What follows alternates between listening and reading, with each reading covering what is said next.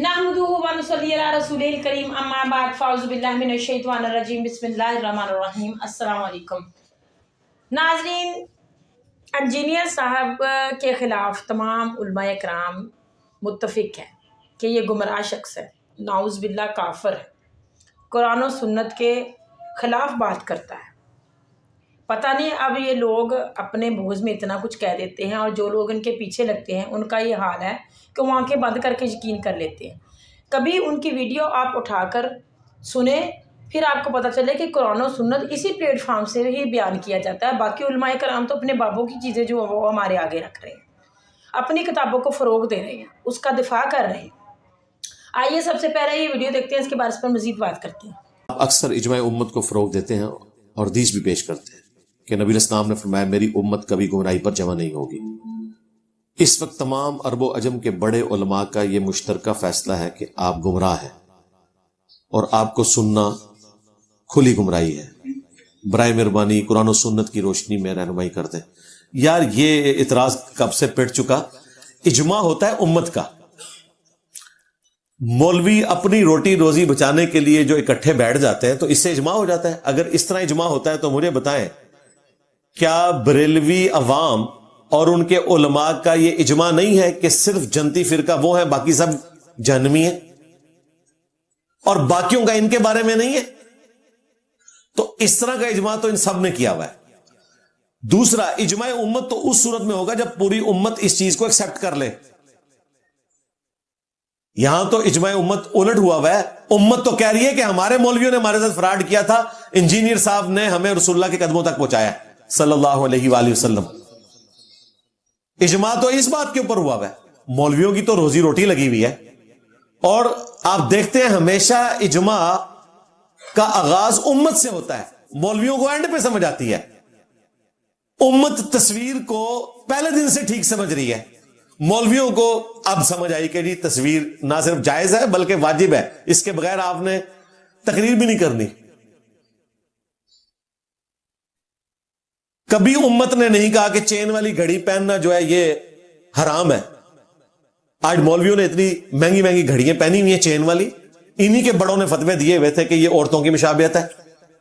मैंने आज तक चेन वाली घड़ी नहीं पहनी, मैंने तो वही सस्ती सी घड़ी पहनी होती है। उम्मत ने पहले इजमा किया, इनका तो बाद में हुआ। उम्मत के दिमाग में तो नहीं आया था कि स्पीकर शैतानी आवाज है। ये तो आमजा बरेलवी और अशरफ थानवी के फतवे थे। आज उनके मुरीदों के मुरीदों के मुरीदों को समझ आया कि यार ये क्या कर रहे हैं, ये कहां से शैतानी आवाज हुई। तो हमने तो देखा है कि उम्मत को तो पहले समझ आती है और हमारे केस में भी उम्मत को पहले समझ आ गई है। हाँ, मरने से पहले ए मुसलमान कर ले इस पे गौर, किताबों का खुदा और है, बाबों का खुदा और इल्मी बात यह कि अगर हम कोई ऐसा नजरिया आपके सामने लाकर रखें जो कुरान बुखारी मुस्लिम में मौजूद ना हो, हमारी जाती इख्तरा हो, तो बिल्कुल आप छोड़ दें। हम जो कुछ बयान कर रहे हैं वो कुरान और सुन्नत से पेश कर रहे हैं और फिर रेफरेंसेस लगा देते हैं और बता देते हैं कि ये आयत है, हदीस है, अगर आपको हम पे यकीन नहीं खुद पढ़ ले और जो लिखा हुआ है उसको फॉलो करें। ये मौलवी तो आपको ये नहीं दिखाते थे। ये आज तब्दीली है। तारिक जमील साहब, मैं हैरान हुआ कि उन्होंने जो अभी ये इंडिया पाकिस्तान की कशीदगी के ऊपर एक वीडियो पैगाम दिया, बहुत अच्छा पैगाम था। उसमें वो अपने स्मार्टफोन से बुखारी शरीफ की हदीस का नंबर बता रहे हैं। इन्होंने बुखारी शरीफ का नाम ही कभी नहीं लिया हुआ था, नंबर बताना तो बड़ी दूर की बात। और फिर साथ ये कह रहे हैं कि कुरान के बाद सबसे अफजल किताब है जिससे मैं आपको ये हदीस पेश कर रहा हूं कि दुश्मन से मुकाबले की कभी भी तमन्ना ना करो, अल्लाह से आफियत का सवाल करो, लेकिन जब एज ए लास्ट रिजल्ट मुकाबला हो तो फिर साबित कदम रहो और याद रखना जन्नत तलवारों के साए के नीचे है। यह हदीस उन्होंने बयान की और बुखारी से उसका नंबर बताया और कहा यह कुरान के बाद सबसे अफजल किताब है। मैं तारिक जमील साहब से रिक्वेस्ट करूंगा कि अगली किसी वीडियो में उसी बुखारी शरीफ से हदीस का नंबर मैं आपको बता देता हूं, नमाज का तरीका अपनी अवाम को बताएं, इंटरनेशनल नंबरिंग के मुताबिक 735 سے لے کر 739 تک یہ احادیث پڑھیں اور پھر وہی آپ جملہ ریپیٹ کریں کہ میں آپ کو قرآن کے بعد سب سے افضل کتاب صحیح بخاری سے نماز کا طریقہ بتا رہا ہوں. اب مجھے بتائیں، آپ خود بول کر کہیں کہ قرآن کے بعد سب سے افضل کتاب ہے اور نماز کا طریقہ آپ کا اس کے خلاف ہو، تو بھائی اجماع امت تو آپ کے خلاف ہوا ہے کہ آپ لوگ امت کو صحیح بات نہیں بتا رہے. ان لوگوں کا کیا اعتبار ہے بھائی؟ یہ لوگ نجی محفلوں میں بیٹھ کے ایک دوسرے کو کافر قرار دیتے ہیں، جمعے کے خطبوں میں کافر قرار دیتے ہیں، اور رمضان نشریات میں اکٹھے بیٹھ کر KFC کھا رہے ہوتے ہیں. ٹوٹل نظریاتی پن ان کا یہ ہے. یہ ویڈیوز لیک نہ ہوتی تو آپ کو کبھی پتا چلتا کہ خادم رضوی صاحب اہل حدیث کو اور دیوبند کو سور سے بھی بدتر سمجھتے ہیں اور ان کی اذانوں کا بھی احترام نہیں کرتے، ان کی مساجد کا بھی احترام نہیں کرتے. آج ان لوگوں کے ہاتھ حکومت آ جائے نا تو یہ وہابیوں کی مساجد کو بھی کہیں کہ آپ نے مسجد نہیں لکھنا، بیت الحمد لکھنا ہے، جس طرح قادیانیوں کو ہم مسجد نہیں لکھنے دیتے. ان کو تو چھوڑ دیں، آپس میں جب یہ لڑتے ہیں. انڈیا میں جب تبلیغی جماعت کے 2 ٹکڑے ہوئے تو مسجد درار کہہ رہے تھے وہ دوسرے گروہ کی مسجد کو، جس کا فرقہ بھی الگ نہیں، دونوں دیوبند کے انڈر آتے ہیں، دونوں حیاتی ہیں، دونوں تبلیغی ہیں. بڑا لیڈر وہ الیاس کاندلوی کو ہی مانتے ہیں، لیکن بعد میں سعد کاندلوی اور شورا کا اختلاف ہوا تو ایک دوسرے کی مساجد کو مسجد درار کہنا شروع کر دیا، جو سورہ التوبہ میں منافقین کے کانٹیکسٹ میں بات آئی تھی. تو اللہ کا شکر ہے یہ اعتراض پٹ چکے ہیں. آپ میری مجلس 50 اور مجلس 100 دیکھ لیں.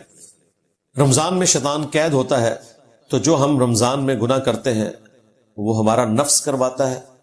تو اس میں نفس کا اور شیطان کا کتنا کردار ہے. اگر نفس کرواتا ہے گناہ رمضان میں، تو عام دنوں میں بھی کیا صرف نفس ہی کرتا ہے؟ دیکھیں، عام دنوں میں شیطان نے اتنا زور لگا کہ نفس کو اپنا شاگرد خاص بنا لیا ہوتا ہے کہ اگر استاد جی 1 مہینے کی چھٹی پہ چلے بھی جائیں تو کوئی فرق نہیں پڑتا. یہ نفس ایک ایسا شاگرد ہے جو اپنے استاد کی غیر موجودگی میں بھی بڑی ایمانداری سے اپنا کام کرتا رہتا ہے.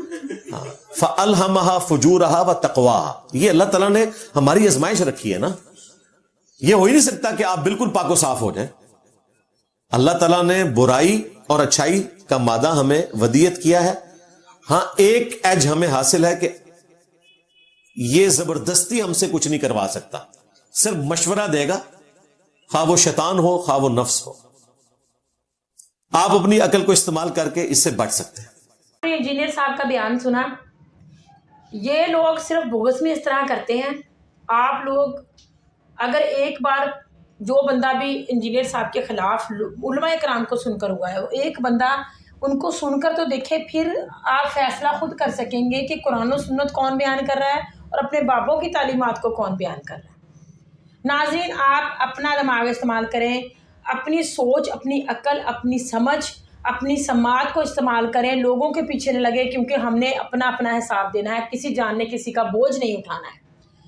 پوچھا جائے گا ہم سے کہ ہمیں جو نعمتیں عطا کی گئی، سننے کی، دیکھنے کی طاقت ہمیں دی گئی، عقل دی گئی، اس کو ہم نے استعمال کیوں نہیں کیا؟ تو ہمیں چاہیے کہ ہم لوگوں کے پیچھے لگنے کی بجائے خود سرچ کریں، خود چیز کو دیکھیں، سنیں، پھر فیصلہ کریں. آپ کا اس بارے میں کیا خیال ہے؟ کمنٹس میں ضرور بتائیے گا. اللہ پاک ہم سب کو اپنے احکامات پر چلنے کی توفیق عطا فرمائے. آمین. السلام علیکم.